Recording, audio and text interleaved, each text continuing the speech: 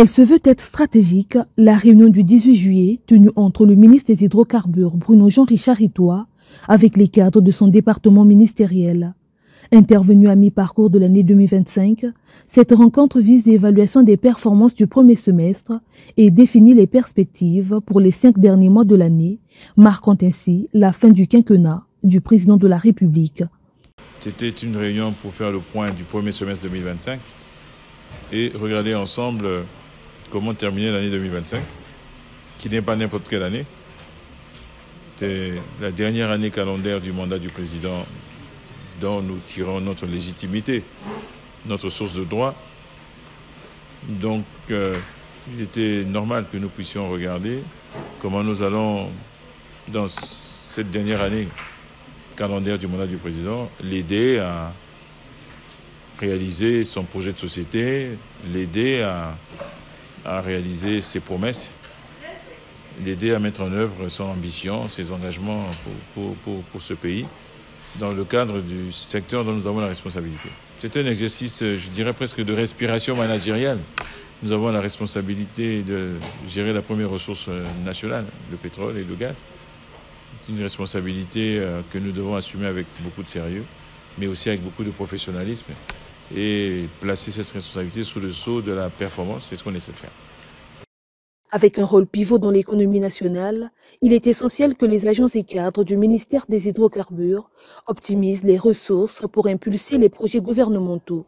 Lors de cette réunion semestrielle, le ministre a mis l'accent sur les priorités à traiter pour relever les défis du secteur, notamment dans les sous-secteurs de l'amont et de l'aval pétrolier, au cœur de la stratégie gouvernementale. Nous avons en responsabilité principalement 2 sous-secteurs, voire un 3e. Le premier sous-secteur, c'est celui de l'amont pétrolier, pétrole et gaz.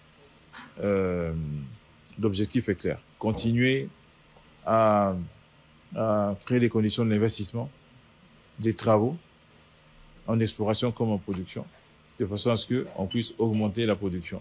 Ensuite, il y a le sous-secteur aval pétrolier, qui est sans doute celui qui aujourd'hui a le besoin le plus pressant de soins particuliers de notre part. L'aval pétrolier, c'est toute la partie distribution, commercialisation, c'est les stations d'essence, c'est la provision du pays en produits pétroliers. Nous avions dans cette même salle tenu une réunion avec les marketeurs et l'ensemble du secteur en présence de la force publique, où nous avons indiqué les axes de travail à court et moyen terme. Ils sont très clairs. À court terme, opération ponctuelle, coup de poing comme on dit chez nous, d'importation massive de produits pétroliers pour assurer une autonomie de l'ordre de 100 jours. Constitution des stocks, il y en a 3. Stock outils, 15 jours. Stock de sécurité, 15 jours. Et stock stratégique, 30 jours. Ça fait 2 mois. C'est ça l'objectif. Et puis, on a ce qu'on appelle chez nous le midstream. C'est le milieu d'activité. C'est pas l'amont, c'est pas l'aval. Dedans, il y a le raffinage, il y a le transport, il y a le stockage, toutes ces choses-là. Et oui, il faut absolument que nous puissions améliorer nos capacités de stockage. Donc, on va travailler avec la SLO principalement, mais aussi avec d'autres partenaires qui pourraient être intéressés, qui sont intéressés à investir dans ce domaine-là pour améliorer et le stockage et le transport massif. Le ministre a également souligné l'importance de la performance du personnel sous tutelle des différents maillons de l'industrie pétrolière et a insisté sur la nécessité de maximiser les ressources pour atteindre les objectifs. Pour atteindre ces objectifs de performance, il est judicieux de miser sur la formation continue, le renforcement des capacités et l'amélioration des conditions de travail au sein de cette administration. Nous avons aussi l'objectif de la formation, évidemment. Il faut des ressources humaines de qualité pour ça. Donc, on a plusieurs pistes et en particulier, on travaille beaucoup avec l'Algérie et on espère que ça va rapidement aboutir. On a déjà signé un protocole d'accord. Maintenant, il faut concrétiser les intentions de construction d'un centre de formation à Pointe-Noire, pas pour les ingénieurs, ils seront formés à l'université de Luango, mais pour les niveaux en dessous, jusqu'à Bac plus 2. Des opérateurs, des techniciens, des gens du métier, pas de la théorie, qui pourront immédiatement être utilisés dans les différents domaines du pétrole, le forage, la complétion, les travaux, donc le développement, la production, la maintenance, et ainsi de suite.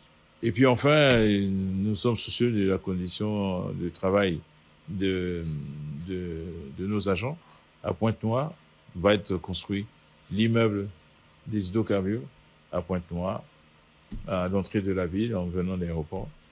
Un bâtiment à 6 étages, c'est à 6 niveaux, et qui donc va abriter non seulement la direction interdépartementale de Pointe-Noire, mais aussi permettre à ceux qui viennent de Brazzaville de disposer de conditions de travail correctes, dignes de ce nom. Avec des missions et orientations bien précises, le ministre entend rendre plus robuste et compétitif le secteur des hydrocarbures afin qu'il continue fortement au développement socio-économique du pays.